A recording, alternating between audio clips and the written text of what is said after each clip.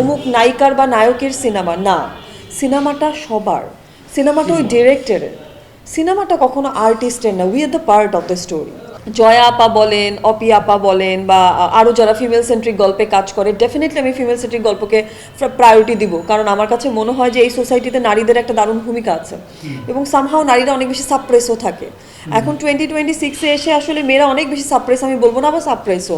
So দুই রকমের গল্পই কিন্তু আমাদের সোসাইটিতে আছে। আর আমাদের কাজ কি? আমাদের কাজ হচ্ছে গিয়ে আসলে এই সোসাইটির বিভিন্ন বলা না বলা গল্পগুলোকেই কখনো নাটক, কখনো সিনেমা, কখনো সিরিজ আকারে সামনে নিয়ে আসা এবং একটা শিক্ষামূলক বার্তা দিয়ে দেওয়া দিন শেষে।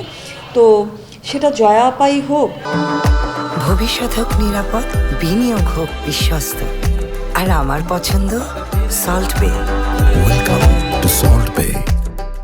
এটা যদি জয়াপা বাদে অন্য কেউই করে, হ্যাঁ, হোয়াট এভার এনিবডি, আমার কাছে আসলে ইম্পর্টেন্ট সিনেমাটা কেমন হলো, সিনেমার টেক্সটটা আমার কাছে পৌঁছালো কি না, পারফরমেন্স ভালো হলো কি না, এবং আমি দেখাটা শেষ করার পর এটার আমেজ রয়ে গেল কি না, দ্যাট ইজ ইম্পর্টেন্ট। কে করলো, কোন টাইপের করলো, ওটা ম্যাটার করে না। একটা সিনেমা শুধু আর্টিস্ট কেন্দ্রিক না, মানে পুরো টেকনিক্যাল টিম, বিজিএম, কালার, এখন অনেক কিছু ম্যাটার করে ওয়েন ইটস এ সিনেমা। এখন দেখা গেলো একটা সিনেমা দেখতে খুব ভালো, কিন্তু বিজিএম এত খারাপ যে আমি এটা নিতে পারছি না, আমার কানে ডিস্টার্বিং লাগছে।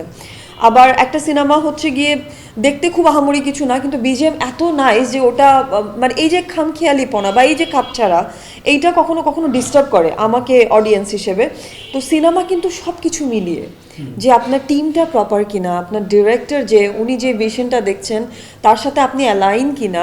আমরা সিনেমা বিচারই করি যে অমুকের সিনেমা, অমুক নায়িকার বা নায়কের সিনেমা না, সিনেমাটা সবার, সিনেমাটা ওই ডিরেক্টরের, সিনেমাটা কখনো আর্টিস্টের না। We are the part of the story. তো আমার কাছে এই সমস্ত বিষয় নিয়ে কিছুটা দ্বিমত আছে। পার্সোনালি এটা আমার ভালো লাগে না। আমার কাছে মনে হয় যে সিনেমাটা আসলে ওই ডিরেক্টরের, সিনেমাটা ওই রাইটারের, সিনেমাটা ওই ইনভেস্টারের, কারণ এটা মানে প্রাইমারি স্টেজে তো তারাই ওন করে। আমরা এক একটা চরিত্র যেটা প্লে করে ফেলি, যে গল্পটাকে আরেকটু বিশ্বাসযোগ্যতার জায়গায় নিয়ে যাওয়া, কিন্তু আমরা বলি না যে অমুক আর্টিস্টের সিনেমা না। এই জায়গাতে আমাদের মনে হয় জানার ঘাটতি আছে।